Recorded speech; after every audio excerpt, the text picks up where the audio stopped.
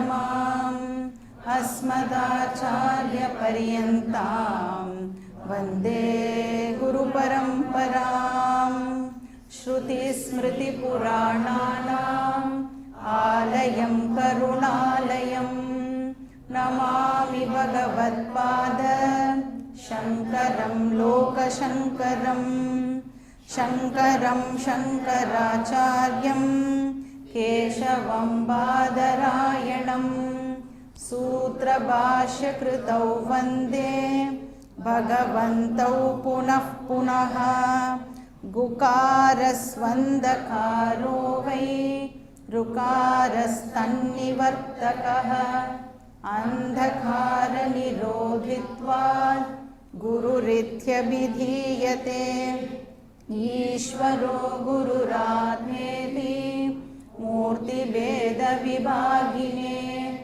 व्योमवद्व्याप्तदेहाय दक्षिणामूर्तये नमः।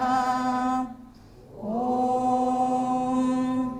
सहना भवतु सहनौ भुनक्तु सह वीर्यं करवावहै तेजस्विनावधीतमस्तु मा विद्विषावहै। ॐ शान्ति शान्ति शान्तिः। हरिः ॐ श्री गुरुभ्यो नमः। हरिः ॐ।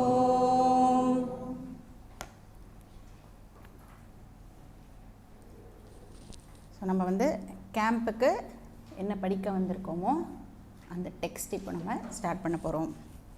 ஸோ தக்ஷிணாமூர்த்தி ஸ்தோத்திரம் அதுதான் நம்ம இப்போ பார்க்க போகிறோம். இந்த ஸ்தோத்திரமை யார் பண்ணியிருக்கா அப்படின்னா ஆதிசங்கராச்சாரியார். அவர் தான் இந்த ஸ்தோத்திரம் நம்மளுக்கு கொடுத்துருக்கார். தக்ஷிணாமூர்த்தி யார் அப்படின்னு நம்ம பார்த்தோன்னா தக்ஷிணாமூர்த்தி சிவனுடைய ஒரு அவதாரமாக கன்சிடர் பண்ணப்படுறது இல்லையா. இப்போ சிவபெருமான் பிரம்ம வித்யாவை டீச் பண்ணுற குருவாக இருக்கும் பொழுது அவரை நாம் என்ன சொல்கிறோம்? தக்ஷிணாமூர்த்தி அப்படின்னு சொல்கிறோம். வைஷ்ணவ சம்பிரதாயத்தை எடுத்துட்டோன்னா யார் அந்த மாதிரி பிரம்ம வித்யா டீச்சர் அப்படின்னா ஹயக்ரீவரை பிரம்ம வித்யா டீச்சர் அப்படின்னு சொல்லுவாங்க. அப்போ ஹயக்ரீவர் யாருடைய அவதாரம்? விஷ்ணுவுடைய ஒரு ஆஸ்பெக்டாக சொல்லப்படுறது. அப்போ தக்ஷிணாமூர்த்தி சிவனுடைய அம்சம், ஹயக்ரீவர் விஷ்ணுவுடைய அம்சம். ரெண்டு பேருமே பிரம்ம வித்யா டீச்சர்ஸ் தான். இப்போது தக்ஷிணாமூர்த்திக்கே வேறு ஒரு பேரும் உண்டு. இப்போ பிரம்ம வித்யா டீச்சர் அப்படின்னு சொல்கிறோம் இல்லையா. இப்போ பிரம்ம வித்யா டீச்சராக இருக்கிறதுனால இதே தக்ஷிணாமூர்த்திக்கே இன்னொரு பேர் இருக்கு. என்ன பேர்? எல்லா கிளாஸ் ஆரம்பிக்கிறதுக்கு முன்னாடியும் அதுதான் நம்ம சொல்லி ஸ்டார்ட் பண்ணுவோம். சதாசிவஹா. சதாசிவஹா தான் தக்ஷிணாமூர்த்தியோட இன்னொரு பேர். சதாசிவ சமாரம்பாம் சங்கராச்சாரிய மத்தியமாம் அஸ்மதாச்சாரிய பரியந்தாம் வந்தே குரு பரம்பராம் அப்படின்னு தான் சொல்லிட்டு ஒரு கிளாஸும் நாம் ஆரம்பிக்கிறோம். அப்போ சதாசிவ சமாரம்பாம் அப்படின்னா என்ன அர்த்தம்? தக்ஷிணாமூர்த்தி சமாரம்பாம் அப்படின்னு அர்த்தம். இப்போ தக்ஷிணாமூர்த்தி தான் ஆதி குரு, ஃபஸ்ட்டு டீச்சர் யார் அப்படின்னா தக்ஷிணாமூர்த்தி. அதுக்கப்புறமா அப்படியே அந்த பரம்பரா தொடர்ந்து அதில் சங்கராச்சாரியார் ஒரு மைல் ஸ்டோனாக இருக்கிறதுனால நம்ம என்ன சொல்கிறோம்? சங்கராச்சாரிய மத்தியமாம். அவர் ஒரு மைல் ஸ்டோனாக இருக்கார். அதுக்கப்புறம் இப்போ பிகினிங் சொல்லியாச்சு, மிடில் சொல்லியாச்சு, எண்டு யார்? அஸ்மத் ஆச்சாரிய பரியந்தாம் அப்படின்னு சொல்லுவேன். பரியந்தம் அப்படின்னா அது வரைக்கும் அப்படின்னு அர்த்தம். இப்போ இந்த குரு பரம்பரை எனக்கு யாரோட முடியும் அப்படின்னா என்னுடைய குருவோட இந்த குரு பரம்பரை எனக்கு கம்ப்ளீட் ஆகும். இப்போ நான் டீச் பண்ணுறேன், அப்புறம் என்னோடய ஸ்டூடெண்ட்ஸ் இருக்கா, அந்த ஸ்டூடெண்ட் வந்து டீச் பண்ண ஆரம்பிச்சிட்டா அப்படின்னு சொன்னால் அவள் என்ன ஆகிடுவா, அந்த குரு பரம்பராவை வந்து தொடர்ந்து அவள் எடுத்துகிட்டு போவா இல்லையா. இப்போ நம்ம ஒருத்தருக்கும் வந்து எதோடு அந்த குரு பரம்பரா முடியும் அப்படின்னா அவளுடைய குருவோடைய அஸ்மத், என்னோட குருவோட அந்த பரம்பரா வந்து நம்மளுக்கு கம்ப்ளீட் ஆகும். ஸோ அஸ்மத் ஆச்சாரிய பரியந்தாம் வந்தே குரு பரம்பராம் அப்படின்னு சொல்கிறோம். இதுக்கு அப்படியே வந்து பேரலாக வந்து வைஷ்ணவ சம்பிரதாயத்தில் என்ன இருக்கும், என்ன ஸ்லோகம் சொல்லுவா தெரியுமா? லக்ஷ்மிநாத சமாரம்பாம் நாதயாமுன மத்தியமாம் அஸ்மத் ஆச்சாரிய பரியந்தாம் வந்தே குரு பரம்பராம். இப்போ நாராயணன் இங்கே வந்து லக்ஷ்மி நரசிம்மர் இருக்கார் இல்லையா, அதனால் அதையும் வந்து நம்ம வந்து சேர்த்துக்கலாம். அப்படி இப்போ லக்ஷ்மிநாத அப்படின்னா யார்? நாராயணன் இல்லையா. அப்போ நாராயணன்லேருந்து ஆரம்பித்து அதுக்கப்புறம் நாதமுனிகள் தான் வந்து 4000 திவ்ய பிரபந்தத்தை வந்து தொகுத்து இது பண்ணினவர். அதான் அவர் தான் கலெக்ட் பண்ணி எல்லாம் கொடுத்தவர். அதனால் அவரை வந்து ஒரு மைல்கல்லாக வச்சுட்டு அதுக்கப்புறம் அஸ்மத் ஆச்சாரியா அந்த பரம்பரையில் யார் வந்து டீச்சராக இருக்காளோ அப்படி வந்து இந்த வித்யாவானது பரம்பரையாக வந்துட்டுருக்கு. ஸோ தட்சிணாமூர்த்தி சிவனுடைய அம்சம். இப்போ சிவன் அப்படின்னு சொன்னோன்னா அந்த சிவன் வந்து என்ன ஃபங்க்ஷன் பெர்ஃபார்ம் பண்ணுறார்? ஜென்ரலாக நம்மளுக்கு வந்து சிவன் அப்படின்னா டிஸ்ட்ரக்ஷன், லயக்கர்த்தா எல்லாருக்குமே தெரியும்ல. சினிமாலெலாம் கூட சிவன் வந்து அப்படியே வந்து லயம் பண்ணுற மாதிரி தான் நம்ம வந்து பார்த்துருக்கோம். ஸோ அவர் வந்து இங்கேயும் ஆஸ் தட்சிணாமூர்த்தி இங்கேயும் வந்து அதே லயம் பண்ணுற வேலையை தான் அவர் வந்து பண்ணுறார், லயக்கர்த்தா. இப்போ ட்ரினிட்டி பிரம்மாஜியோட வேலை என்ன? சிருஷ்டி. விஷ்ணு வந்து ஸ்திதி பண்ணுவார், காப்பாற்றுவார், மெயின்டைன் பண்ணுவார். சிவன் வந்து லயக்கர்த்தா. அப்போ என்ன பண்ணுறார் சிவன் அப்படின்னா இந்த பிரபஞ்சத்தை வந்து ரிசால்வ் பண்ணுற வேலையை சிவன் வந்து பர்ஃபார்ம் பண்ணுறார். அப்போ இந்த சிவன் வந்து இந்த சிருஷ்டியை டிஸ்ட்ராய் பண்ணுறார் அப்படின்னு சொல்லும்போது பிரளயம் அப்படின்னு சொல்கிறோம்ல. பிரளயம் பொழுது வந்து அப்படியே என்ன ஆகிடுறது, இந்த ஹோல் பிரபஞ்சம் வந்து ரிசால்வ் ஆகிடுறது அப்படின்னு சொல்கிறோம். அப்படி வந்து அந்த பிரளயம் அப்படிங்கிற ஃபங்க்ஷனை பண்ணும் பொழுது, அதாவது துவைத்த பிரபஞ்சத்தை ரிசால்வ் பண்ணும் பொழுது அதை வந்து நம்ம கம்ப்ளீட் டிஸ்ட்ரக்ஷன் அப்படின்னு சொல்லிட முடியுமா? எதுவுமே இல்லாமல் எல்லாத்தையும் அழிச்சிடுறார் அப்படின்னு சொல்ல முடியுமா? இப்போ அது வந்து ஒரு கம்ப்ளீட் டிஸ்ட்ரக்ஷன் இல்லை இல்லையா. அது வந்து பார்ஷியல் டிஸ்ட்ரக்ஷன் அப்படின்னு தான் சொல்லலாம். ஏன்னா பிரளயம் போது இப்போ நம்ம பார்த்துட்டு இருக்கிற இந்த துவைத்த பிரபஞ்சம் என்னவா ஆகிறது? அவ்வியக்த பிரபஞ்சமாக அது வந்து மாறுறது இல்லையா. அப்போ அவ்வியக்தம் அப்படின்னா என்ன அர்த்தம்?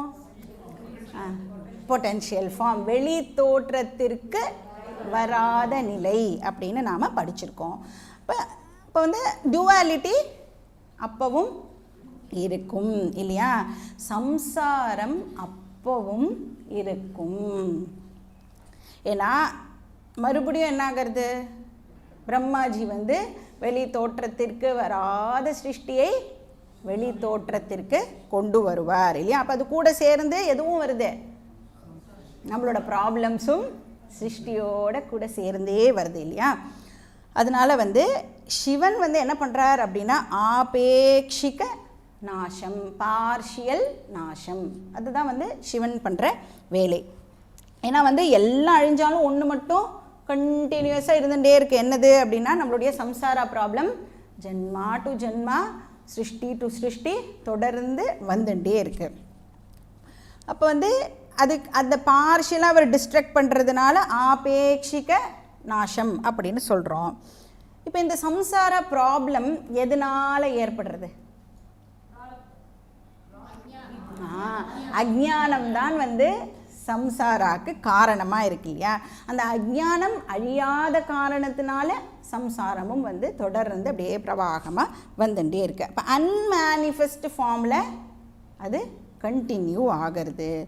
இப்போ தூங்குகிறோம் இல்லையா. இப்போ யாராவது தூங்குகிறோமா? பயங்கரமாக தூக்கம் வரும். தூக்கம் எக்ஸாம்பிள் வச்சு தான் மொத்த கிளாஸே இருக்க போகிறது, பார்த்துட்டே இருங்கோ.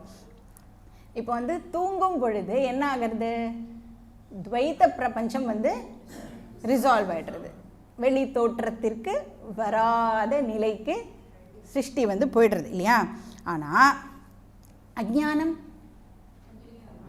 அழிஞ்சு போய்டுறதா? நம்ம தூங்கும் பொழுது அஜ்ஞானம் அழியறது இல்லை. அதே மாதிரி தான் டோட்டல் டிஸ்ட்ரக்ஷன், அதாவது அதுதான் பிரளயம்னு சொல்கிறோம். அந்த பிரளயம் பொழுதும் அஜ்ஞானம் அழியறது இல்லை. அப்போது மரணம் பொழுது அழியறதா? பிரளயம் போதே அழியலைன்னா மரணம் போதும் வந்து அந்த டுவாலிட்டி நம்ம டுவாலிட்டி போய்டுறது. ஆனால் அஜ்ஞானம் வந்து கண்டினியூ ஆகிறது. எப்போ வந்து அஜ்ஞானம் அழியறதோ அப்போ தான் சம்சாராவும் அழியும் இல்லையா. இப்போ இந்த அஜ்ஞான டிஸ்ட்ரக்ஷன் வேலையை யார் பண்ணுறா? தட்சிணாமூர்த்தி பண்ணுறார். ஆத்யந்திக நாசகா, அந்த வேலையை வந்து பண்ணுறவர் தட்சிணாமூர்த்தி. பெர்மனெண்ட் டிஸ்ட்ரக்ஷன் யார் பண்ணுறான்னா தட்சிணாமூர்த்தி. இப்போ துவைத்த பிரபஞ்சத்தையும் அஜ்ஞானத்தையும் அழித்த உடனே அத்வைத்த பிரம்மன் தான் பெர்மனெண்ட்டாக எப்போவுமே இருந்துட்டுருக்கு அப்படிங்கிற அதை உணர்த்துகிற வேலையை யார் பண்ணுறா அப்படின்னா தட்சிணாமூர்த்தி பண்ணுறார். அப்போ நாம் வந்து நினைக்கிறத விட ரொம்ப பெரிய வேலையை ஆக்சுவலி வந்து தட்சிணாமூர்த்தி வந்து பெர்ஃபார்ம் பண்ணுறார். ஏன்னா அவர் வந்து ஆத்யந்திக துவைத்த நாசத்தை அவர் பண்ணுறார். அது அண்ட் அஜ்ஞான நாசமும் வந்து அஜ்ஞான நாசம் மூலமாக ஆத்யந்திக நாசத்தை பண்ணுறார் அப்படின்னு சொல்லலாம். இப்போ எப்படி வந்து தட்சிணாமூர்த்தி அஜ்ஞானத்தை டிஸ்ட்ராய் பண்ணுவார்? தட்சிணாமூர்த்தின்னு இல்லை, யார் வந்து அந்த வேலையை பண்ணணும்னாலும் எப்படி பண்ண முடியும்? ஒரே ஒரு மெத்தடு தான், ஞானத்தினால் மட்டுமே அஜ்ஞானத்தை டிஸ்ட்ராய் பண்ண முடியும். சரி, எப்படி வந்து அந்த ஞானத்தை எல்லாருக்கும் கொடுக்கறது? இப்போ நம்ம கோவிலுக்கெல்லாம் போனோன்னா இப்போ போகிறதே இல்லை, ஒரு காலத்தில் போயின்னு இருந்தோம். Long ago, so long ago, nobody can say how long ago. அந்த மாதிரி ஒரு காலத்தில் நம்ம வந்து கோவிலுக்கெலாம் போனோம். அப்போல்லாம் பிரசாதம்லாம் கொடுப்பா, சுண்டல் கொடுப்பா. ஒருத்தருக்கும் சுண்டலை கையில் கொடுக்குற மாதிரி இந்த ஞானத்தை நீங்கள் வாங்கோ பிடிங்கோ, நீங்கள் வாங்கோ பிடிங்கோ அப்படின்னு இந்த ஞானத்தை நாம் ஒருத்தருக்கும் கொஞ்சம் கொஞ்சமாக. அப்போ சுண்டல் கொடுக்கும்போது ஒருத்தருக்கு இந்த என்ன கொண்டக்கடலை சுண்டல், ஒருத்தருக்கு 4 சுண்டல் வரும், ஒருத்தருக்கு 5 சுண்டல் வரும். அந்த மாதிரி ஞானத்தை வந்து பிரித்து அந்த மாதிரி கொடுக்க முடியுமா? டெஃபினட்டாக அந்த மாதிரி கொடுக்க முடியாது. இப்போ வந்து நான் பேசுகிறேன், இப்போ வந்து இந்த இன்ஸ்ட்ருமெண்ட்டில் வந்து ரெக்கார்ட் பண்ணுறது, என்னோடய பேச்சு வந்து ரெக்கார்ட் ஆகிறது அப்படின்னு சொன்னால் ஒரு ப்ராசஸில் இந்த விஷயமானது இப்போ நடக்குது. இப்போ நான் பேசுகிற வார்த்தை இன்விசிபிள், கரெக்டா? அறிவு அப்படின்னு சொன்னாலே அது வந்து இன்ஃபேக்ட் இன்விசிபிள் தான். கண்ணுக்கு தெரியாத அறிவை காதுகளால் கேட்கக்கூடிய வேர்ட்ஸாக கன்வெர்ட் பண்ணுறதை தான் நம்ம என்ன சொல்கிறோம்? டீச்சிங் அப்படின்னு நாம் சொல்கிறோம் இல்லையா. இப்போ வந்து ஃபார் எக்ஸாம்பிள் வந்து இப்போ ரேடியோவில் வந்து பாட்டு கேட்குறோம் அப்படின்னா என்ன பண்ணுறா? அந்த ரேடியோ ஸ்டேஷனில் என்ன பண்ணுறா? மியூசிக் தான் இருக்கும், ஆனால் வந்து அதை வேவ்ஸாக கன்வெர்ட் பண்ணி அனுப்புவா. அப்புறம் ரிசீவிங் ஸ்டேஷனில் என்ன பண்ணணும்? அந்த வேவ்ஸை வந்து திருப்பி ரிசீவ் பண்ணி அகெயின் மியூசிக்காக கன்வெர்ட் பண்ணி நம்மளுக்கு வந்து அது பாட்டாக வந்து அவள் கொடுக்கணும் இல்லையா. இப்போ என்ன பண்ணிகிட்டு இருக்கோம் ஆக்சுவலி அப்படின்னா, விருத்தி ரூப ஞானம் வந்து சப்த ரூபமாக கன்வெர்ட் ஆகிற வேலையை தான் இப்போ நாம் இங்கே பண்ணிகிட்டுருக்கோம். ஸோ அந்த மாதிரி வந்து அந்த ட்ரான்ஸ்ஃபர் பண்ணி அந்த நாலெட்ஜை நாம் வந்து கெயின் பண்ணுறோம். எந்த நாலேஜ் எடுத்துட்டாலும் இப்படி தான் நடக்குது. இப்போ நம்ம ஸ்கூல் காலேஜ்லலாம் படிக்கும் பொழுதும் இப்படி தானே டீச்சர் வந்து டீச் பண்ணுறா, வேர்ட்ஸாக தான் டீச் பண்ணுறா. ஆனால் நம்ம வந்து அதை நாலேஜாக வந்து நம்மளுக்கு அது ட்ரான்ஸ்ஃபர் ஆகிறது. இப்போ வந்து இந்த சப்த ரூப உபதேசம் அப்படின்னு இதை நாம் சொல்கிறோம். இப்போ இது வந்து என்ன ஆகிறது அப்படின்னா, காது மூலமாக நீங்கள் கேட்குறீள், அதுக்கப்புறம் என்ன ஆகுது? காது வழியாக கேட்டு உங்களுடைய பிரெயின் வந்து அந்த சப்தங்களை வந்து ரிசீவ் பண்ணுறது. அப்புறம் அந்த சப்தம் வந்து டீச்சர் சொன்ன ஐடியாவாக இப்போ கன்வெர்ட் ஆகணும் அப்படின்னு சொன்னால், எஸ்பெஷலி வேதாந்த சாஸ்திரம் இருக்கு இல்லையா, அந்த வேதாந்த டீச்சிங்கில் இப்போ வேர்ட்ஸ் வந்து வெளில வருது, உங்கள் காது வந்து ரிசீவ் பண்ணுறது, அது வந்து பிரெயினுக்கு வந்து இப்போது அந்த மெசேஜ் வந்து போயிடுது. ஆனால் நான் என்ன சொல்கிறேன் அப்படிங்கிறத நீங்கள் வந்து புரிஞ்சுக்கணும், என்ன ஐடியாவை கன்வே பண்ணுறேனோ அதை அப்படியே புரிஞ்சுக்கணும் அப்படின்னா ஸ்டூடெண்ட் கிட்ட என்ன இருக்கணும்? இப்போ ரிசீவிங் ஸ்டேஷனில் ஆண்டனா இருக்கணும்ல, அந்த மாதிரி ரிசீவிங் ஸ்டூடெண்ட்ஸ் கிட்ட என்ன இருக்கணும்?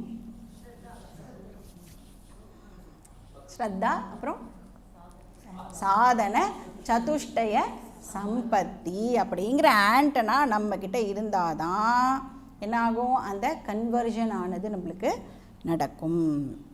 இப்போ வந்து என்ன பண்ணுறோம் அப்படின்னா இந்த ட்ரைனிங் தான் இப்போ கொடுக்குறோம். எப்படி வந்து சொல்கிற வார்த்தை வந்து என்ன ஐடியாவோடு கன்வே பண்ணப்படுறதோ அது அப்படியே புரிஞ்சுக்கிறதுக்கான ட்ரைனிங் தான் எல்லா கிளாஸ்லேயும் ஆக்சுவலாக வந்து நம்மளுக்கு நடந்துகிட்டே இருக்குது. இப்போ ஒரு பர்சனுக்கு வந்து காது ரொம்ப நன்னா கேட்கும்னு வச்சுக்கோங்க, வெரி ஷார்ப் இயர்ஸ். நான் பேசுகிறது வந்து ரொம்ப நன்னா கேட்குறது ரொம்ப பின்னாடி உட்காந்துருக்கார், ஆனால் நன்னா கேட்கும். ஆனால் ஒரே ஒரு ப்ராப்ளம் தான், அவருக்கு வந்து தமிழ் தெரியாது. அப்போ என்ன ஆகும்? அந்த பர்சனுக்கு வந்து என்னோடய வேர்ட்ஸ் காதில் விழும், ஆனால் அதே மாதிரி பிரெயினுக்கெலாம் போகும், ஆனால் அது நாலேஜாக கன்வெர்ட் ஆகவே ஆகாது. இப்படி வேர்ட்ஸ் என்னமா இருக்கும்? வேர்ட்ஸாகவே உட்காந்து. இன்ஃபேக்ட் மெமரி நல்லா இருந்தால் தான் அந்த வேர்ட்ஸை கூட அவளால் வந்து மறுபடியும் திருப்பி இது பண்ண முடியும். இல்லைனா வேர்ட்ஸ் கூட வந்து மறந்து போய்டும். ஏன்னா லாங்குவேஜ் ப்ராப்ளம் இருந்ததுன்னா தெரியவே தெரியாது. அப்போ அந்த நாலேஜாக கன்வெர்ட் ஆகாது. இப்போ வந்து இந்த டீச்சிங் பண்ணணும், ஒரு விஷயத்தை வந்து நான் வந்து சப்தம் மூலமாக கொடுக்கணும் அப்படின்னா அதுக்கு வந்து ஒரே ஒரு மெத்தட் மட்டும்தான் அவைலபிளாக இருக்குது. இதுதான் நாம் வந்து traditional teaching method. In fact secular எஜுகேஷனுக்கும் இந்த டீச்சிங் மெத்தடு தான் அவைலபிளாக இருக்குது. நம்ம போகிறோம், ஸ்கூலில் வந்து டீச்சர் நடத்துவா, நம்ம வேர்ட்ஸ் கேட்குறோம், நம்மளுக்கு வந்து அந்த அளவுக்கு அந்த இன்டெலெக்ட் இருந்தது அப்படின்னு சொன்னால் நம்மளால் வந்து டீச்சர் சொன்னதை அறிவாக வந்து கன்வெர்ட் பண்ணிக்க முடியறது. அது மாதிரி இந்த வேதாந்த சாஸ்திரத்துக்கும் வந்து ஒரு டீச்சிங் ட்ரெடிஷன் ஆனது இருக்குது. இப்போ இந்த டீச்சிங் ட்ரெடிஷனுடைய ஒரிஜினல் டீச்சர் யார் அப்படின்னா தக்ஷிணாமூர்த்தி. அண்ட் அவரோட இந்த டீச்சிங் வந்து என்னுடைய சம்சாரத்திலேருந்து எனக்கு வந்து விடுதலை கொடுக்குற காரணத்தினால இவர் வந்து ரொம்ப ரொம்ப ரொம்ப ரொம்ப கிரேட் டீச்சர், ரொம்ப ரொம்ப ஆஸ்பீஷியஸ் டீச்சராக வந்து கன்சிடர் பண்ணப்படுற ரொம்ப மங்களகரமான ஒரு டீச்சராக தக்ஷிணாமூர்த்தி இருக்கார். பிரம்ம வித்யாவே வந்து ரொம்ப ரொம்ப ஆஸ்பீஷியஸ் இல்லையா? அதை சொல்லி கொடுக்குறவர் பின்ன எப்படி இருக்கணும்? டெஃபினெட்லி ஆஸ்பீஷியஸ் குருவாக தான் இருக்கணும். இப்போ பாக்கி படிப்பெல்லாம் வந்து என்ன பண்ணுறது நம்மளுக்குன்னா அந்தந்த பர்டிகுலர் சப்ஜெக்டில் இருக்கிற அஜ்ஞானத்தை வந்து நம்மளுக்கு நிவர்த்தி பண்ணுறது, நோ டவுட். ஆனால் பாக்கி எந்த படிப்பும் வந்து நம்மளுடைய சம்சாரத்தை நீக்கவே நீக்காது. அப்போ சம்சாரத்தை ரிமூவ் பண்ணுற நாலேஜ் தான் வேர்ல்டுலேயே வந்து ரொம்ப சேக்ரெட் நாலேஜாக இருக்க முடியும். இப்போ அதனால் வந்து இந்த டீச்சிங் வந்து ரொம்ப ரொம்ப சேக்ரெட். இதை சொல்லி கொடுக்குற டீச்சர் அதை விட ரொம்ப சேக்ரெட். இப்போ அந்த டீச்சிங் அதனால் தக்ஷிணாமூர்த்தியை ரொம்ப ரொம்ப சேக்ரெட் குருவாக நம்ம வந்து கன்சிடர் பண்ணுறோம். அதனால சங்கரர் என்ன பண்ணியிருக்கார், அவரை வந்து பெருமைப்படுத்துகிற விதமாகவும் இந்த பிரம்ம வித்யாவுக்கு பெருமை சேர்க்கிற விதமாகவும் அதை க்ளோரிஃபை பண்ணி இப்போ தக்ஷிணாமூர்த்தி ஸ்தோத்திரம் அப்படின்னு ஒரு டெக்ஸ்ட்டை வந்து ஆதிசங்கரர் நம்மளுக்கு கொடுத்துருக்கார். ஸோ க்ளோரிஃபிகேஷன் ஆஃப் பிரம்ம வித்யா, அதுதான் வந்து தக்ஷிணாமூர்த்தி ஸ்தோத்திரம். ஸ்தோத்திரம் அப்படின்னு சொன்னால் அதனுடைய அர்த்தம் என்ன? ரொம்ப ஸ்தோத்திரம் பண்ணாத அப்படின்லாம் சொல்லுவாள்ல, ப்ரைஸ், ஸ்துதி, க்ளோரிஃபை பண்ணுறது ஒருத்தரை இல்லையா? ஸ்தோத்திரங்கிற வார்த்தையே இப்போ நம்மளுக்கு ரொம்ப அந்நியமாகிடும், சொன்னால் தப்பு போல் இருக்கே அந்த மாதிரி பண்ணிட்டா. இப்போலாம் ஒன்லி வந்து சர்ச்சில் தான் யூஸ் பண்ணுற மாதிரி ஆகிடுது அந்த வார்த்தை. ஸோ நம்மளுடைய கிராட்டிடியூடை தெரிவிக்கிற விதம் வந்து ஸ்தோத்திரம் அப்படின்னு சொல்லப்படுறது. இப்போ யாருக்கு ஸ்தோத்திரம் பண்ணியிருக்காரு, எந்த டெய்டிக்கு ஸ்தோத்திரம் பண்ணியிருக்காருன்னா தக்ஷிணாமூர்த்தி அப்படிங்கிற ஒரு டெய்டிக்கு வந்து சங்கரர் இந்த ஸ்தோத்திரத்தை இந்த ஸ்துதியை பண்ணியிருக்காரு. இப்போ வந்து ஏன் தக்ஷிணாமூர்த்தி வந்து பிரம்ம வித்யாவுக்கு ஆதிகுரு, ஆர் தக்ஷிணாமூர்த்திக்கு ஏன் இந்த பேர், எதுக்கு அவருக்கு இந்த காரண பேர் அப்படின்னு சொல்லுவோம்ல, எதுக்காக இந்த பேர் வந்து அவருக்கு கிடச்சிது? இப்போ தக்ஷிணாமூர்த்தி அப்படிங்கிற வேர்டை நாம் எடுத்துட்டோன்னா ரெண்டு விதமான மீனிங்கை நாம் வந்து அந்த வார்த்தைக்கு கொடுக்கலாம். ஃபஸ்ட்டு மீனிங் என்னன்னு பார்க்கலாம். மூர்த்தி அப்படின்னு சொன்னால் விக்கிரகம், ஃபார்ம், ஒரு ரூபம் அப்படின்னு சொல்கிறோம் இல்லையா. தக்ஷிணா அப்படிங்கிற வார்த்தைக்கு சவுத் ஃபேஸிங் அப்படின்னு அர்த்தம், தெற்கை நோக்கி அப்படின்னு வந்து ஒரு அர்த்தம் ஆனது இருக்குது. இப்போ ஃபேஸிங் தி சதர்ன் டைரக்ஷன் தக்ஷிணாமூர்த்தி இருக்கிறதுனால அவருக்கு தக்ஷிணாமூர்த்தி அப்படின்னு பேரானது இருக்குது. So deity facing southern direction. இப்போ வந்து தக்ஷிணாமூர்த்தி சதர்ன் டைரக்ஷனை ஃபேஸ் பண்ணிட்டு இருக்கார் அப்படின்னா இதுலேருந்து நாம் என்ன கரோலரி வந்து தெரிஞ்சுக்கலாம்? தக்ஷிணாமூர்த்தி சதர்ன் டைரக்ஷனை ஃபேஸ் பண்ணிட்டு இருக்கார் அப்படிங்கிறது மூலமாக என்னவும் நம்ம எக்ஸ்ட்ராவாக புரிஞ்சுக்கலாம், வேறு எந்த டேட்டையும் சதர்ன் டைரக்ஷனை ஃபேஸ் பண்ணி இல்லை இல்லையா. இப்போ பாக்கி எல்லாரும் வந்து சதர்ன் டைரக்ஷன் அல்லாத பாக்கி டைரக்ஷன்ஸ் எல்லாத்தையும் வந்து ஃபேஸ் பண்ணிட்டு இருக்கா. ஈஸ்ட்டு, வெஸ்ட்டு, நார்த்து எல்லா டைரக்ஷனையும் நம்ம பார்க்கலாம். ஆனால் கோவிலெல்லாம் நம்ம போனோன்னா சிவன் கோவிலில் தட்சிணாமூர்த்தி சந்நிதி குட்டியாக வச்சுருப்பா, சவுத் ஃபேஸிங்காக வந்து நாம் பார்க்கலாம். சரி, அப்போ வந்து இந்த சதர்ன் டைரக்ஷனுக்கு ஏதாவது ஒரு சிக்னிஃபிகன்ஸ் டெஃபினட்டாக இருக்கணும். அப்போ நம்ம சாஸ்திரப்படி தெற்கு திசை யாரோடது? யார் வந்து தெற்கு திசையை ரெப்ரசன்ட் பண்ணுறா? யம தர்மராஜா வந்து அதை தெற்கு திசையை ரெப்ரசன்ட் பண்ணுறா. ஏன்னா ஒரு ஒரு திசைக்கும் வந்து ஒரு ஒரு டெய்ட்டி வந்து இருப்பா இல்லையா. அப்போ வந்து ஈஸ்ட் அப்படின்னு சொன்னோன்னா அதுக்கு யார் டெய்ட்டினா இந்திரன் வந்து ஈஸ்ட்டுக்கு வந்து கிழக்கு திசைக்கு, மேற்கு திசைக்கு வருணன் அப்படின்லாம் வந்து ஒன்று ஒன்றுத்துக்கும் இருக்குது. வடக்கு திசைக்கு வந்து சோம அந்த தேவதா. இப்போ பூர்வ திக் தேவதா, பশ্চিம திக் தேவதா அப்படின்லாம் சொல்லுவாள். உத்தர திக் தேவதா, தக்ஷிண திக் தேவதா யமன். இப்போ வந்து நான் சவுத் ஃபேஸ் பண்ணி உட்கார்றேன் அப்படின்னு சொன்னால் அந்த சதர்ன் டைரக்ஷன் யாருக்கு சொந்தம் அப்படின்னா யம தர்மராஜாவுக்கு தான் அந்த டைரக்ஷன் வந்து இப்போ சொந்தம். யம தர்மராஜா நம்மளுக்கு தெரிஞ்சு என்ன வேலை பண்ணுறார்? இப்போ கூட கார்த்தால வந்துட்டு போயிருக்காரு இந்த ஏரியாவுக்கு. ஸோ யம தர்மராஜா வந்து எல்லாத்தையும் கண்ட்ரோல் பண்ணுறவரை வந்து நம்ம யம அப்படின்னு சொல்கிறோம், இன்க்ளூடிங் பாப்புலேஷன் கண்ட்ரோல். சரியா? அந்த வேலை தான் நம்மளுக்கு தெரிஞ்சது. ரொம்ப சிக்னிஃபிகண்ட்டாக அவர் பண்ணுற வேலை வந்து பாப்புலேஷன் கண்ட்ரோல் நம்மளுக்கு தெரியும். ஸோ எல்லாத்தையும் வந்து டிஸ்ட்ராய் பண்ணுறவரை நம்ம யம அப்படின்னு சொல்கிறோம். அந்த கா அப்படின்னு பேர் அவருக்கு. யார் வந்து எல்லாத்துக்கும் ஒரு முடிவை கொடுக்கிறாரோ அவரை வந்து நாம் யம அப்படின்னு சொல்கிறோம். அப்போ யம அப்படின்னு சொன்னாலே மார்டாலிட்டி, அழியக்கூடியது அப்படின்னும் ஒரு அர்த்தம் இருக்குது. அப்போ அழியக்கூடியது அப்படின்னு சொன்ன உடனே நம்மளுக்கு என்ன ஞாபகத்துக்கு வரணும்? ஓகே, ஃபைனைட், அனித்யம் அப்படிங்கிறத நம்ம வந்து ஞாபகப்படுத்திக்க ட்ரை பண்ணலாம். அபூர்ணம் ஏன்னா அவ்வளோதான் அது இல்லையா, இட் இஸ் ஃபைனைட். இப்போ ஏன்னா ஒரு ஃபைனைட் பர்சனுக்கு எப்போவுமே என்ன இருக்கும், ஏதாவது ஒரு வாண்ட் வந்து இருந்துகிட்டே இருக்கும். அபூர்ணமாக இருக்கிறதுனால என்ன இருக்கும், நம்மளுக்கு இது இருந்ததுன்னா நல்லா இருக்கும். எனக்கு வந்து சிங்கிள் ரூம் கொடுத்துட்டா, எனக்கு டபுள் ரூம் கொடுத்துருந்தா நல்லா இருக்கும், இல்லை எனக்கு வேறு எங்கேயாவது ரூம் கொடுத்துருந்தா நல்லா இருக்கும். சம்திங் ஏதோ ஒரு தாட் நம்மளுக்கு வந்து வந்துட்டே இருக்குன்னா ஏன் அந்த மாதிரி வருது? நான் வந்து அபூர்ணன் அப்படின்னு தப்பாக நினச்சிட்டு இருக்கிறதுனால அந்த தாட் வந்து நம்மளுக்கு வருது. ஸோ ஏதாவது ஒரு குறை வந்து நம்மளுக்கு இருந்துகிட்டே இருக்கும்.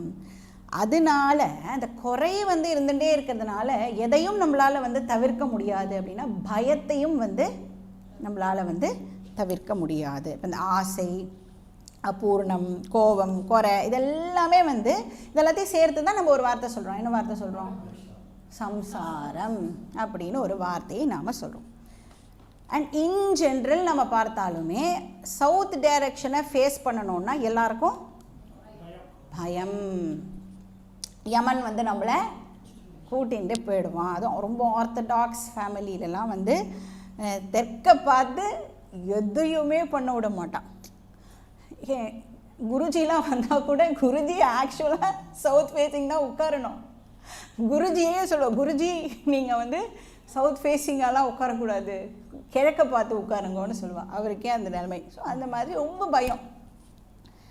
என்டையர் ஹியூமனிட்டிக்கே வந்து தெற்கு திசையே பார்த்து பயம். இன்ஃபேக்ட் வந்து மருந்துலாம் சாப்பிட்ணுன்னா கூட சவுத் டைரக்ஷன் ஃபேஸ் பண்ணி சாப்பிடக்கூடாது, உடம்பு சரியாக போகாது அப்படிலாம் சொல்லுவாள். பட் தட்சிணாமூர்த்தி வந்து ரொம்ப தைரியமாக சவுத் டைரக்ஷனை ஃபேஸ் பண்ணி உட்காந்துட்டுருக்கார். ஏன் எப்படி அவருக்கு மட்டும் அந்த தைரியம் வந்தது? அவருக்கு மட்டும் அப்படி பயமே இல்லை. ஏன்னா தட்சிணாமூர்த்தி வந்து யமனுடைய பிடியில் இல்லை.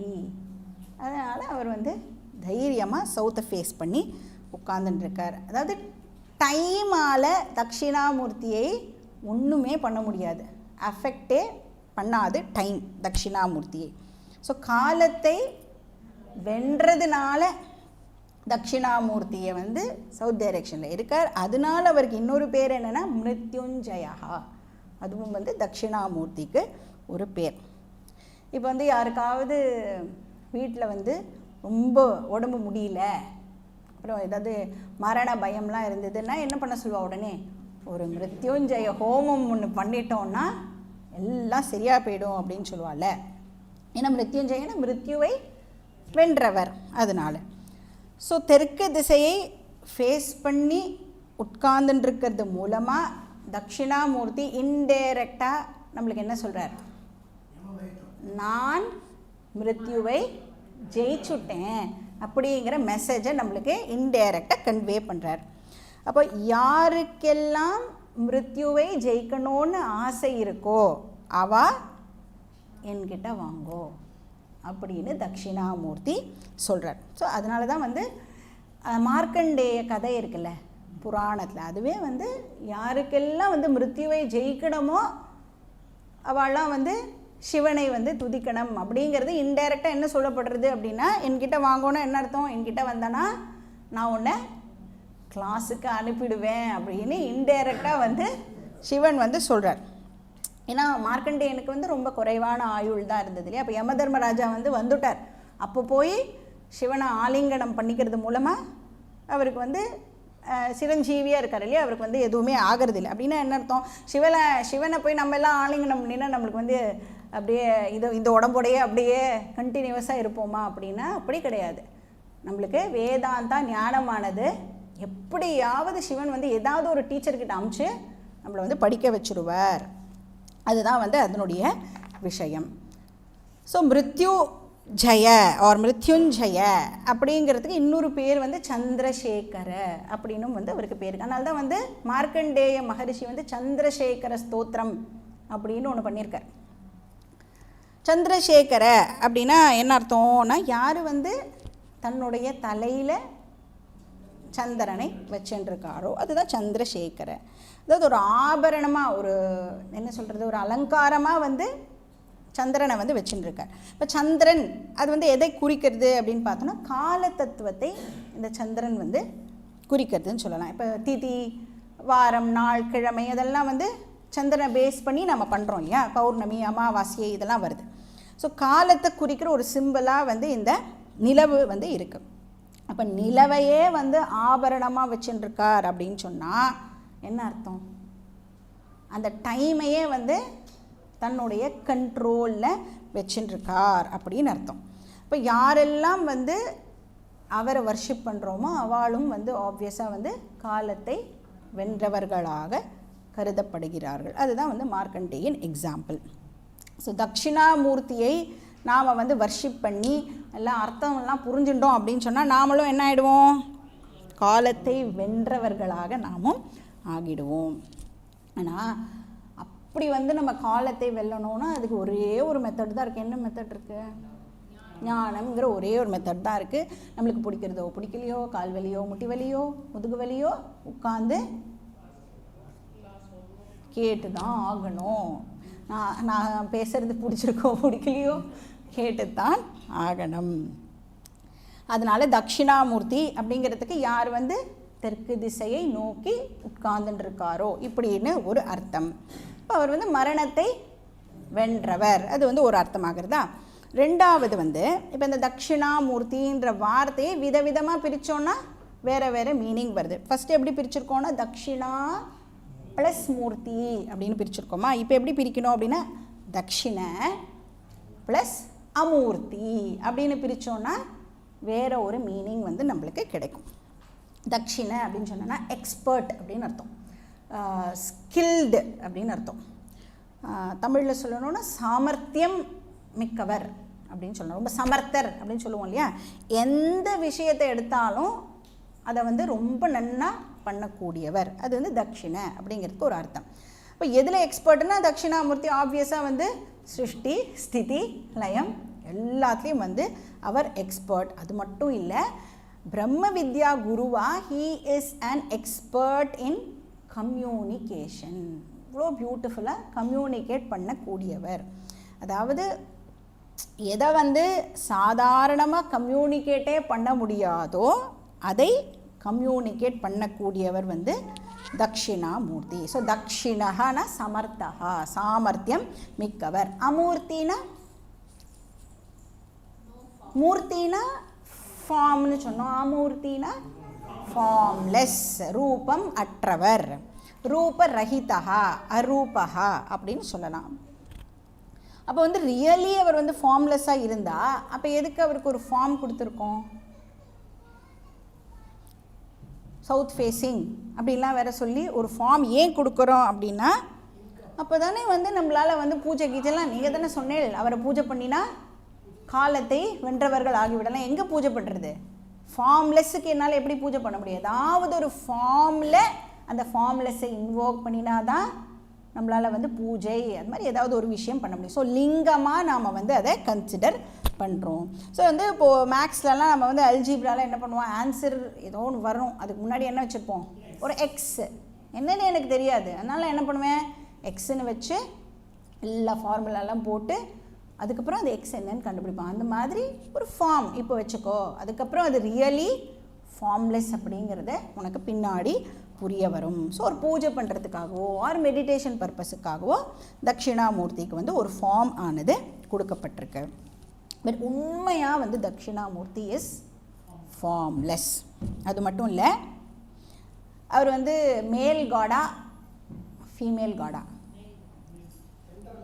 ஜெண்டர்லெஸ்.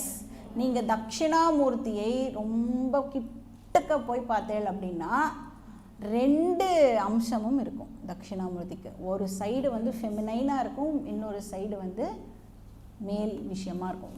ஒரு காதில் வேறு இது போட்டுருப்பார். நீங்கள் வந்து கிட்டக்க போய் பார்த்தீங்கன்னா உங்களால் வந்து அதை கண்டுபிடிக்க முடியும். அது எதை குறிக்கிறது அப்படின்னா ஜெண்டர்லெஸ், ஃபீமேலும் கிடையாது மேலும் கிடையாது. ஸோ தட்சிணாமூர்த்திங்கிற வார்த்தையுடைய 2வது அர்த்தம் என்ன? நிர்குண பிரம்ம. அதுதான் வந்து 2வது மீனிங். ஸோ ஃபஸ்ட்டு மீனிங் படி பிரம்ம வித்யா குரு ஒரு ஃபார்மோடு இருந்தால் தானே டீச்லாம் பண்ண முடியும் இல்லையா, பிரம்ம வித்யா குரு. 2வது மீனிங் படி நிர்குண பிரம்மன். இந்த 2 மீனிங்கில் நாம் எதை சூஸ் பண்ணிக்கணும்? வெரி குட், 2த்தையுமே சூஸ் பண்ணிக்கணும். ஏன் 2மே சூஸ் பண்ணிக்கணும்? பிரம்ம வித்யா குருவோட ஆரம்பித்து நிர்குண பிரம்மன் அதில் முடிக்கணும். அதனால் 2யுமே நம்ம வந்து சூஸ் பண்ணிக்கணும். சகுணம் டு நிர்குணம் தானே நம்மளுடைய ட்ராவல் இல்லையா. ஸோ இந்த தட்சிணாமூர்த்தியை பற்றி சங்கராச்சாரியார் 10 ஸ்லோகங்கள் வந்து பண்ணியிருக்கார். இந்த ஸ்லோகங்களை வந்து அவர் ஸ்துதி பண்ணுறதுக்காக எழுதியிருந்தாலும் என்ன பண்ணியிருக்கார் அப்படின்னா என்டையர் வேதாந்தா டீச்சிங்கை வந்து முழுக்க இதில் பேக் பண்ணி கொடுத்துருக்கார். ஸோ டைரக்ட் பர்பஸ் வந்து ஸ்துதி பண்ணுறது, மேலோட்டமாக பார்த்தா தட்சிணாமூர்த்தியை ஸ்துதி பண்ணுற மாதிரி இருக்கும். பட் இன்டைரக்ட் பர்பஸ் என்ன அப்படின்னா வேதாந்தா டீச்சிங். ஸோ புகழற சாக்கில் சங்கரார் என்ன பண்ணிட்டார் அப்படின்னா மொத்த வேதாந்தத்தையும் வந்து இந்த ஸ்லோகங்களில் பேக் பண்ணி கொடுத்துட்டார். வேதாந்த சாரம் வந்து இதில் போய் இருக்குது. இப்போ நம்மலாம் வந்து 4 உபநிஷத் படிச்சிருக்கோம் இல்லையா, டவுட்டாக இருக்கே, 4 படிச்சிருக்கோம், 4 தானே படிச்சிருக்கோம். அப்புறம் வேறு என்ன படிச்சிருக்கோம்? பகவத்கீதா எல்லாரும் படித்து முடிச்சிட்டோமா. ஸோ அதனால இப்போ வந்து இந்த தட்சிணாமூர்த்தி ஸ்தோத்திரமும் நாம் வந்து கேட்டால் நம்மளுக்கு வந்து ஓரளவுக்கு ஈஸியாக நம்ம புரிஞ்சுக்கலாம். நம்மளுக்கு எல்லாமே பிரம்மசூத்திரம் இப்போ படித்தா கூட நம்மளுக்கு புரியும், அதில் நோ டவுட்டு. பட் இது வந்து ஒரு 4 உபனிஷத் படிச்சுட்டு பகவத்கீதாவும் கம்ப்ளீட் பண்ணிவிட்டு இந்த தட்சிணாமூர்த்தி ஸ்தோத்திரம் படித்தா நம்மளுக்கு ரொம்ப இன்னும் ஈஸியாக நீங்கள் யோசிக்காமல் கூட டக்குன்னு இதானே இதுக்கப்புறம் இவ இதை தான் சொல்ல போகிறோம் அந்த அளவுக்கு இருக்கணுங்கிறதுக்காக தான் இப்போ வந்து நாம் இந்த தட்சிணாமூர்த்தி ஸ்தோத்திரத்தை இங்கே நாம் பார்க்குறோம். ஸோ இது வந்து ஒரு பிரகரண கிரந்தம் அப்படின்னு சொல்லப்படுறது. பிரகரண கிரந்தம் அப்படின்னா ஜீவ ஜகத் ஈஸ்வராவை பற்றி எந்த ஒரு டெக்ஸ்ட் பேசுகிறதோ அதை வந்து நம்ம பிரகரண கிரந்தம் அப்படின்னு சொல்லலாம். ஏதோ ஒரு டாப்பிக்கை மட்டும் எடுத்துகிட்டு பேசலாம், இல்லைனா 3 டாப்பிக்கை பற்றியும் வந்து அந்த பிரகரண கிரந்தம் வந்து கவர் பண்ணலாம். அப்போ இது வந்து ஒரு ஆர்டினரி ஸ்தோத்திர கிரந்தம் கிடையாது. ஸோ பிரகரண கிரந்தம் ஒரு வேதாந்திக் டெக்ஸ்ட் அப்படின்னு அர்த்தம். இப்போ வந்து கிருஷ்ணாஷ்டகம், பால முகுந்தாஷ்டகம் எல்லாம் இருந்ததுன்னா எப்படி இருக்கும், நம்மளுக்கு ரொம்ப பக்தி பூர்வமாக நம்ம வந்து அதெல்லாம் படிக்கலாம். ஆனால் இது எப்படி அப்படின்னா வெறும் ஸ்தோத்திரம் பண்ணுறதானா ஸ்தோத்திரம் பண்ணுறது இல்லை, அது கூட சேர்ந்து நாம் மூளையும் யூஸ் பண்ணி நிறைய தெரிஞ்சிக்க வேண்டியதும் இதில் இருக்குது. So Vedanta teaching, in fact deep Vedanta teaching வந்து இதில் இருக்குது.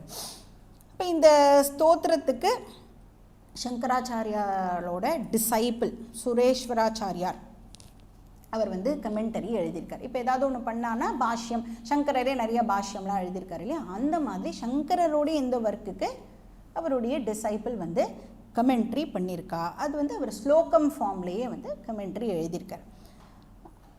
எவ்வளோ ஸ்லோகம் எழுதியிருக்கார் அப்படின்னா இந்த 10 ஸ்லோகத்துக்கு 144 ஸ்லோகங்கள் வந்து கமெண்டரியாக வந்து அவர் எழுதியிருக்கார்.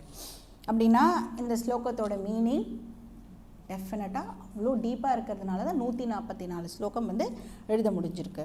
ஸோ அந்த கமெண்ட்ரியோட பேர் என்னென்னா மானசோல்லாசா, மானச உல்லாசா, அதுதான் அதனுடைய பேர்.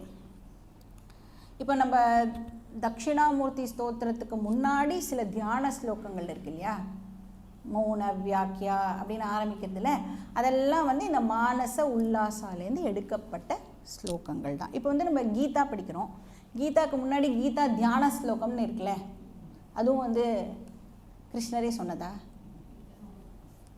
மதுசூதன சரஸ்வதி அது பண்ணியிருக்காரு இல்லையா. அப்போ கீதா சாண்ட் பண்ணுறதுக்கு முன்னாடி தியான ஸ்லோகம் பண்ணிவிட்டும் நம்ம பண்ணுவோம். அது மாதிரி இதோட இந்த தியான ஸ்லோகம் வந்து it is not part of Dakshinamurthy ஸ்தோத்திரம், நான் அவருடைய டிசைபிள் பண்ணினது அந்த தியான ஸ்லோகம். ஸோ டிஃப்ரெண்ட் டெக்ஸ்ட் புக்ஸில் நம்மளுக்கு வந்து டிஃப்ரெண்ட் தியான ஸ்லோகங்கள் இருக்கும். ஏன்னா அங்கங்கேருந்து எடுத்து போடுறதுனால வேறு ஸ்லோகம் இருக்கும். நாம் வந்து ஒரு பர்டிகுலர் ஃபார்மெட்டை நாம் ஃபாலோ பண்ணுறோம். 6 தியான ஸ்லோகங்களை நாம் வந்து எடுத்துட்டுருக்கோம். இது வந்து சின்மயா ஜி ஃபாலோ பண்ணினது அப்படியே நாமளும் ஃபாலோ பண்ணின்னு வரோம். இப்போ நம்ம என்ன பண்ணணும் ஃபஸ்ட்டு அப்படின்னா தியான ஸ்லோகங்களுடைய அர்த்தம் என்ன அப்படின்றத பார்த்துட்டு நம்ம வந்து மெயின் டாப்பிக்கான தட்சிணாமூர்த்தி ஸ்தோத்திரத்துக்குள்ளே என்டர் பண்ணலாம். ஸோ இப்போ வந்து எல்லாரும் புக்கே எடுத்துக்கலாம்.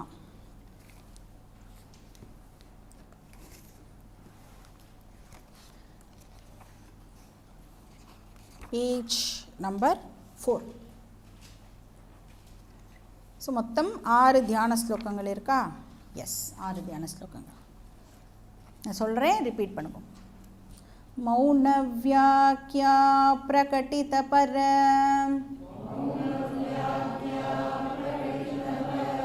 பிரம்ம தத்துவம் யுவானம் வருஷிஷ்டாந்தேவ சத்ருஷிகணைः ஆவ்ருதம் பிரம்மனிஷ்டைः ஆச்சார்யேந்திரம் கரகலித சின்முத்ரமானந்தரூபம் ஸ்வாத்மா ராமம் முதிதவதனம் தக்ஷிணாமூர்த்திமீடே.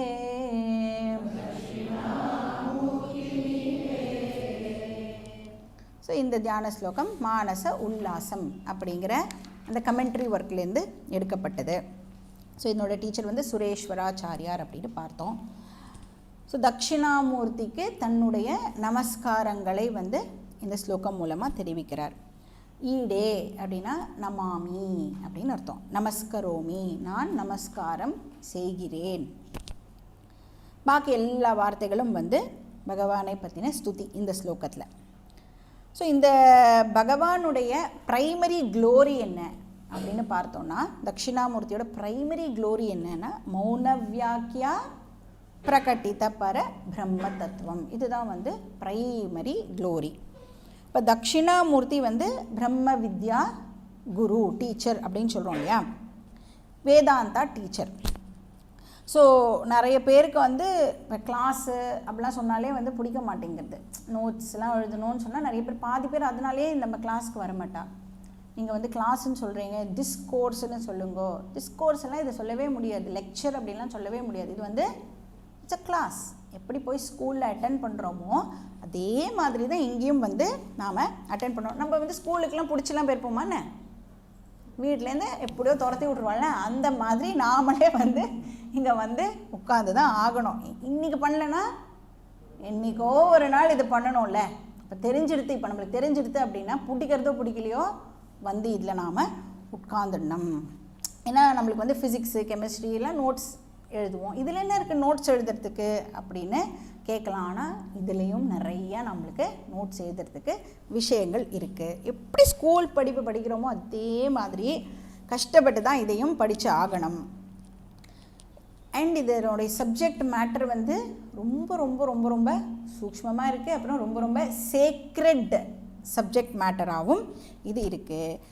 பட் இது வந்து இந்த சொல்லித்தர மெத்தடாலஜி இருக்குல்ல, இதையும் வந்து டீச்சர் எப்படி பேசுகிறாளோ அதே மாதிரி தான் இங்கேயும் பேசுகிறோம். அண்டு இந்த ஸ்ரவணம் அப்படின்னு சொல்கிறோம்ல, ஸ்ரவணமுடைய டெஃபினேஷன் என்னது?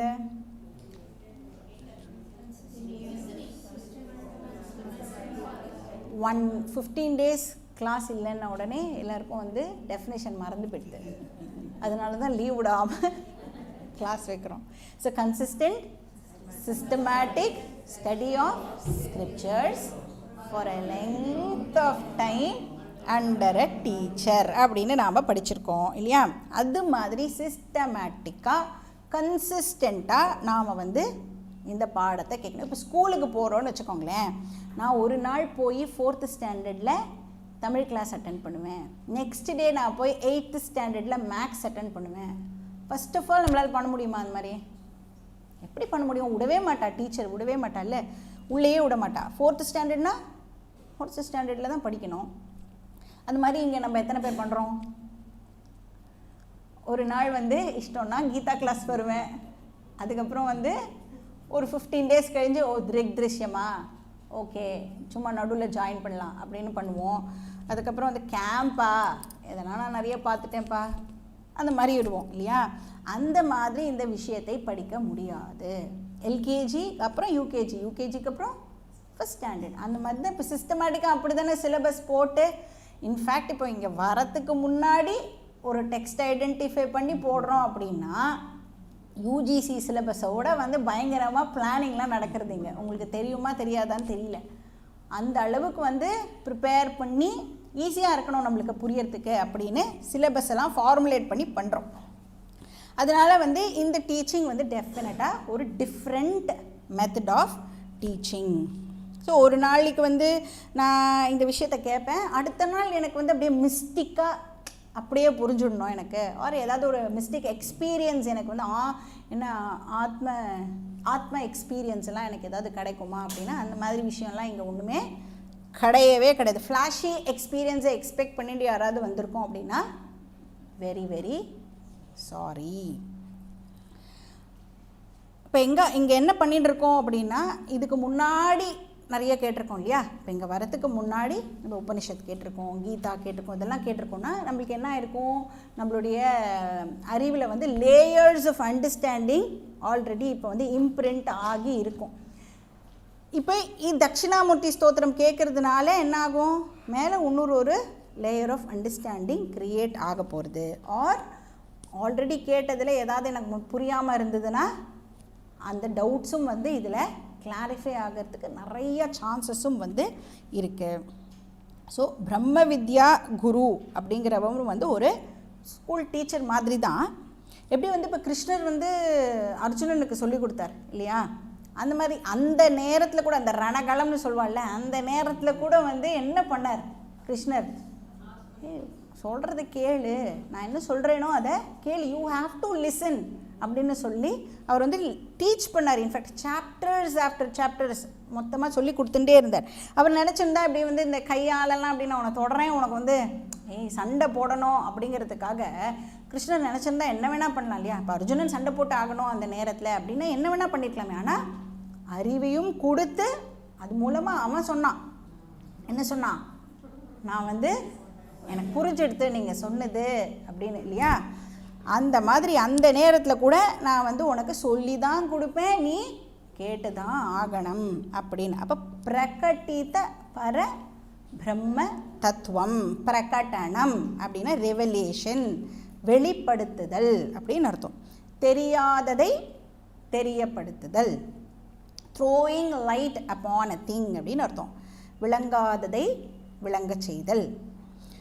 அப்படி என்ன ரிவீல் பண்ணுறார் தட்சிணாமூர்த்தி அப்படின்னா, ஃபிசிக்ஸ் சப்ஜெக்டா கெமிஸ்ட்ரி சப்ஜெக்டா, என்ன சப்ஜெக்டு, பிரம்ம வித்யா பர பிரம்ம தத்துவம், அதை வந்து அவர் ரிவீல் பண்ணுறார். அல்டிமேட் ரியாலிட்டியை அவர் வந்து நம்மளுக்கு பிரகடனப்படுத்துகிறார். பரம்னா அல்டிமேட்னு அர்த்தம் இந்த இடத்துல.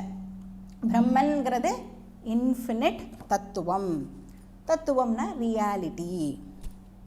ஸோ அந்த இன்ஃபினிட் ரியாலிட்டியான பரபிரம்ம தத்துவத்தை இங்கே வந்து நம்மளுக்கு தட்சிணாமூர்த்தி ரிவீல் பண்ணுறார். ஸோ எப்படி பண்ணுறார், ஒரே ஒரு மெத்தடு தான், வியாக்கியா. வியாக்கியானா என்ன அர்த்தம், சிஸ்டமேட்டிக் டீச்சிங் அப்படின்னு அர்த்தம்.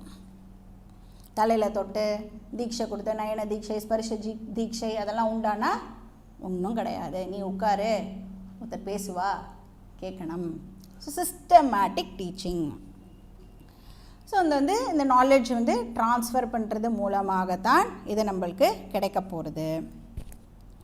இப்போ வந்து இந்த எங்கேயும் நிறைய பேருக்கு வந்து இந்த வேதாந்தா டீச்சிங் வந்து ஏதாவது கிராஷ் ப்ரோக்ராம் மாதிரி, நீங்கள் வந்து கீதாவை வந்து 2 நாளில் எடுப்பீங்களா, 3 நாளில் எடுப்பீங்களா, பர்சனலாலாம் சொல்லித் தருவீங்களா அப்படின்லாம் வந்து கேட்குறா. அதெல்லாம் இங்கே அந்த மாதிரிலாம் பண்ணவே முடியாது. ஒரு சிஸ்டமேட்டிக்காக படிக்கணும்னு பார்த்துருக்கோம், ஒரு லெங்த் ஆஃப் டைம் இதை நாம் அட்டெண்ட் பண்ணி ஆகணும். ஸோ வியாக்கியானா வியாக்கியானம் அப்படின்னு அர்த்தம். எக்ஸ்பிளனேஷன், விளக்கம், எக்ஸ்பொசிஷன் அப்படின்னு சொல்லலாம். தெளிவான விரிவான விளக்கம், அதுதான் வியாக்கியானம். சரி, என்ன டைப் ஆஃப் விரிவான விளக்கம் அப்படின்னா மௌன வியாக்கியா, மௌனமான விளக்கம், எக்ஸ்பொசிஷன் இன் சைலன்ஸ். இப்போ என்ன கேள்வி வரும் நம்மளுக்கு, எப்படி வந்து மௌனமாக வந்து டீச் பண்ண முடியும்? டீச் பண்ணாலே அண்டர்ஸ்டாண்ட் பண்ணிக்கிறதுக்கு கஷ்டமாக இருக்கும் பொழுது எப்படி வந்து how can a person teach through silence? இந்த டவுட் வந்து நம்மளுக்கு வரும் இல்லையா. எப்படி தட்சிணாமூர்த்தி ஸ்தோத்திரத்தை மௌனமாக டீச் பண்ணுறது? யாராவது ட்ரை பண்ணி பார்க்குறீங்களா? அதுவும் வந்து இப்போ நம்ம ஊரில் இருந்தால் கூட பரவாயில்ல, இங்கே கூட்டின்னு வந்துட்டோம் என்ன, பொங்கல் எல்லாம் கொடுத்து நல்லா சாப்பிட வச்சு உங்களையும் உட்கார வச்சு நானும் இங்கே உட்காந்து வாயே திறக்காமல் 10 minutes இருந்தால் போகிறோம், நேராக சுஷுப்தி அவஸ்தா தான். அவ்வளோ அழகாக வந்து என்னால் சுஷுப்தி அவஸ்தாக்கு வேணால் உங்களை கூட்டின்னு போக முடியும். பேசாமலே இருந்தால் என்ன ஆகும்? அதுக்கு ஏன் இங்கே கூட்டின்னு வந்து இது பண்ணுறது? நீங்கள் யூடியூப்பில் சும்மா அப்படி கிளாஸ் எடுக்கும் போதே அப்படி தான் நாங்கள் பண்ணிட்டு இருக்கோம். ஆனால் என்னால் பார்க்க முடியாதுல்ல, இங்கே வந்து யார் யார் என்ன பண்ணுறான்னு பார்க்கணுன்றதுக்காக தான் இந்த மாதிரி கேம்பெல்லாம் கூட்டின்னு வந்திருக்கோம் இல்லையா. ஆமாம், பொங்கல் வடை வேறு கிடைக்காது. கரெக்டு. இங்கே என்னை பார்க்க வந்தால் தான் அதெல்லாம் என்னால் கொடுக்க முடியும். ஸோ இது வந்து அப்படியே சைலண்ட்டாக உட்காந்துட்டு இருந்தால் எப்படி டீச்சிங் ஆனது நடக்கும்? அண்ட் நம்ம சொல்கிறோம் ரொம்ப சூக்ஷ்மமான சப்ஜெக்ட் மேட்டர்ன்றோம், காம்ப்ளிகேட்டட், கம்யூனிகேட்டே பண்ண முடியாததே சைலன்ஸ் மூலமாக கம்யூனிகேட்டே பண்ண முடியாததே கம்யூனிகேட் பண்ணுறாரா? இந்த மாதிரிலாம் வந்து நம்மளுக்கு டவுட் ஆனது வரலாம். அப்போ இந்த டீச்சர் வந்து டெஃபினட்டாக வந்து ஒரு எக்ஸ்ட்ராடினரி டீச்சராக தான் இருக்கணும் இல்லையா. சரி, சைலன்ஸ்லேயே வந்து சரி வச்சுக்கலாமே, இவர் வந்து ஈஸ்வரா இல்லையா, அதனால் இவரால் முடியாதது ஏதாவது இருக்குமா, அதனால் இவர் வந்து சைலன்ஸ்லேயே டீச் பண்ணுறாருன்னே ஒரு பேச்சுக்கு எடுத்துப்போம். என்ன நீங்கள் அண்டர்ஸ்டாண்ட் பண்ணிப்பீங்க? சைலண்ட்டாகவே ஒரு ஸ்டூடெண்ட்டுக்கு வந்து டீச்சர் டீச் பண்ணினா என்னன்னு நீங்கள் புரிஞ்சுண்டு எப்படி நீங்கள் எழுந்து போகல இந்த இடத்துலேருந்து? ஓகே, இப்போ வந்து ஒரு நாலேஜ் வந்து நம்மளுக்கு ஏற்பட்டுருத்துனே கூட வச்சுக்கலாம். சைலண்ட்டாக பகவான் வந்து டீச் பண்ணிட்டார், நம்மளுக்கு ஒரு அறிவாயிடுது. இப்போ உங்களுக்கு அறிவாயிடுதா இல்லையான்றதை எப்படி கன்ஃபார்ம் பண்ணுவேன்? அதை கம்யூனிகேஷன் மூலமாக தானே கன்ஃபார்ம் பண்ண முடியும். சைலண்ட்டாகவே அதையும் வந்து நம்மளால் வந்து கன்ஃபார்ம் பண்ணிட முடியுமா? அப்போது சைலண்ட்டாக எதையுமே நம்மளால் கம்யூனிகேட் பண்ண முடியாது. இன்ஃபேக்ட் இந்த சைலன்ஸ் மூலமாக கம்யூனிகேட் பண்ணுறான்னு நினச்சிண்டு தப்பாக ஃபார்ம் ஆன ஒரு மதம் இருக்குது, பௌத்த மதம். அவளுக்கு வந்து புத்தர் வந்து அப்படியே மௌனமாகவே இருந்தார் இல்லையா, அதனால் அவளோட சீடர்கள்லாம் என்ன நினச்சிட்டா, அல்டிமேட் வந்து எதுவுமே இல்லை, சூன்யம், நத்திங்னஸ். அதை தான் வந்து புத்தர் வந்து மௌனமாகவே இருந்து நம்மளுக்கு கம்யூனிகேட் பண்ணுறார் அப்படின்னு தப்பாக அவள் எல்லாரும் வந்து அண்டர்ஸ்டாண்ட் பண்ணிட்டு ஒரு பெரிய குரூப் ஆஃப் பீப்புள் வந்து இப்போ பார்த்தா வேர்ல்டில் என்ன இருக்குது அப்படின்னு கேட்டால் ஒன்றுமே இல்லை அப்படின்னு சொல்லுவாள்.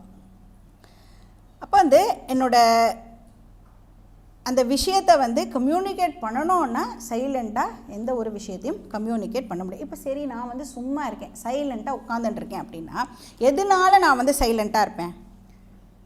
எனக்கு அந்த விஷயம் தெரியாது, அதனால் எனக்கு வந்து அதை பற்றி பேச தெரியல, நான் வந்து சைலண்ட்டாக இருக்கலாம். அப்போ என்னோடய இக்னோரன்ஸ்னால் நான் வந்து சைலண்ட்டாக இருக்கலாம்.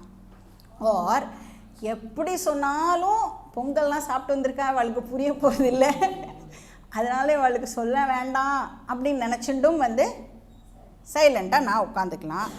ஆர் எக்ஸ்பிளைனே பண்ண முடியாத விஷயம், இதை என்ன பண்ண எக்ஸ்பிளைன் பண்ணுறது அப்படின்னும் வந்து சைலண்ட்டாக இருக்கலாம். அப்போ சைலண்ட் அப்படிங்கிறதுக்கு விதவிதமாக நம்மளால் வந்து அதை அர்த்தம் பண்ணிக்க முடியும் இல்லையா. புத்திசமோட பிரான்ச் வந்து இப்படி தான், ஒருத்தர் வந்து ஒன்று அப்படி எடுத்துட்டு ஒன்றுமே இல்லை, நத்திங்னஸ் அப்படின்னு சொல்லிட்டா. அதில் இருந்தால் சூன்யவாதம் அப்படின்னு ஒரு ஒரு இதுவே இருக்குது.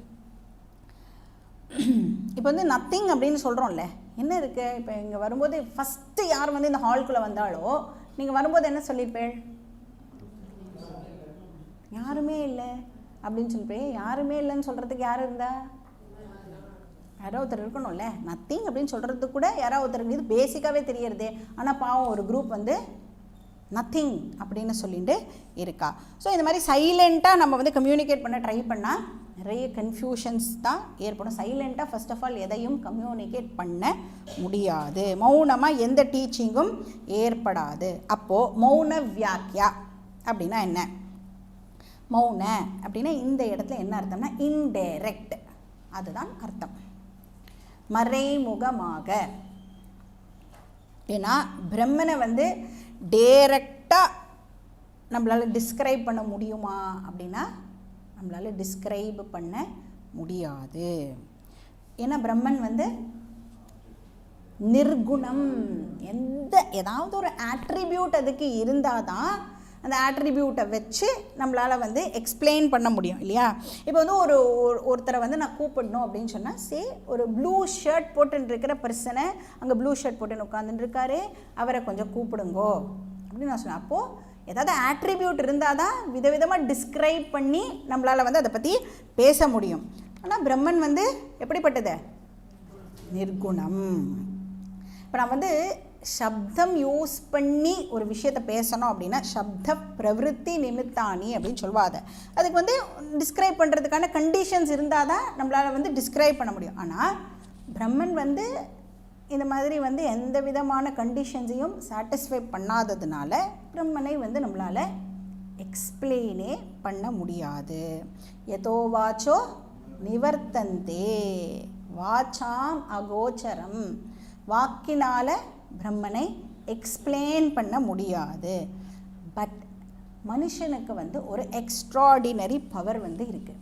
என்ன பவர் அப்படின்னா டிஸ்கிரைபே பண்ண முடியாதது எப்படியோ மறைமுகமாக இன்டைரக்டாக புரிஞ்சுக்கிற சக்தியை வந்து பகவான் நம்மளுக்கு கொடுத்துருக்கார். அதுதான் நம்ம வந்து இம்ப்ளைடு மீனிங் அப்படின்னு சொல்லுவோம். இப்போ வந்து வெளில போகிறோன்னு வச்சுக்கோங்க, வெளில போயிட்டு நான் வந்து காரில் ஏறுறேன்னு வச்சுக்கோங்க, நான் வந்து கார் எடுத்துகிட்டு இங்கே வெளில போகிறேன். அப்போ இன்னொருத்தர் வரா வந்து என்னை பார்த்துட்டு கிளம்புறீங்களா அப்படின்னு கேட்டால் நான் வந்து உங்களை எங்கே ட்ராப் பண்ணணும், நான் என்ன ஆன்சர் பண்ணணும்? வெளில போகிறேன்னு கேட்டால் நான் என்ன ஆன்சர் பண்ணணும்? ஆமாம் வெளியில் போகிறேன். ஆனால் நான் என்ன கேட்குறேன் அவளை, ஏன்னா எனக்கு தெரியும் அவளை எங்கேயோ ட்ராப் பண்ணணுங்கிறதுனால தான் அவள் வந்து என்கிட்ட நீங்கள் இப்போ கிளம்புறீங்களான்னு கேட்குறா. அதை எப்படி புரிஞ்சுன்றோம் நம்ம? அப்போ இந்த கேள்வி வேறு, ஆனால் அதில் இம்ப்ளைடு மீனிங் ஒன்று இருந்தது, அதை என்னால் அண்டர்ஸ்டாண்ட் பண்ணிக்க முடிஞ்சுது. இன்னொரு ரொம்ப ஈஸியாக என்னன்னா, இப்போ நம்ம ஆற்றுக்கு யாரோ வரான்னு வச்சுக்கோங்க, பேசிகிட்டே இருக்கோம், நம்ம ரொம்ப நேரமாக பேசிகிட்டு இருந்தானா என்ன சொல்லுவோம்? அப்புறம் அப்படின்னா என்ன அர்த்தம்? நம்மளுக்கும் யாராவது இது மாதிரி சொன்னால் என்ன அர்த்தம்? நாம் கிளம்பணும் அப்படின்னு அர்த்தம் இல்லையா? அதனால நம்மளால் வந்து இம்ப்ளைடு விஷயத்தை புரிஞ்சிக்க முடியும். இம்ப்ளைடு மீனிங்கை நம்மளால் ஈஸியாக அண்டர்ஸ்டாண்ட் பண்ணிக்க முடியும். அப்போது இப்போ வந்து ஜென்ரலாக எதுவும் சொல்லுவோம். இப்போ 2 பேர் இருக்கான்னு வச்சுக்கோங்களேன், வீட்டில் 2 குழந்தைகள் இருக்குது அப்படின்னா என்னுடைய 2வது குழந்தை பட்டு சுட்டி அப்படின்னா என்ன அர்த்தம்?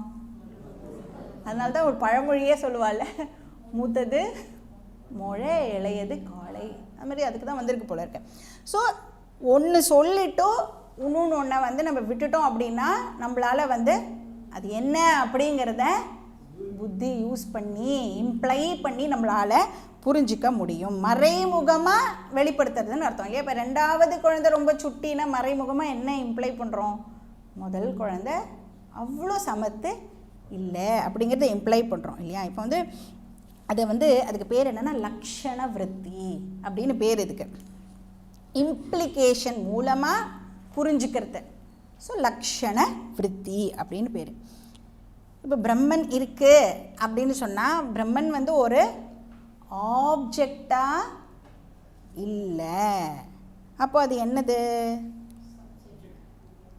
அது வந்து மெத்தட் ஆஃப் இம்ப்ளிகேஷன் மூலமாக இங்கே சொல்லப்படுறது. அதனோட டீட்டெயில்ஸ் நம்ம நெக்ஸ்ட் கிளாஸில் பார்க்கலாம்.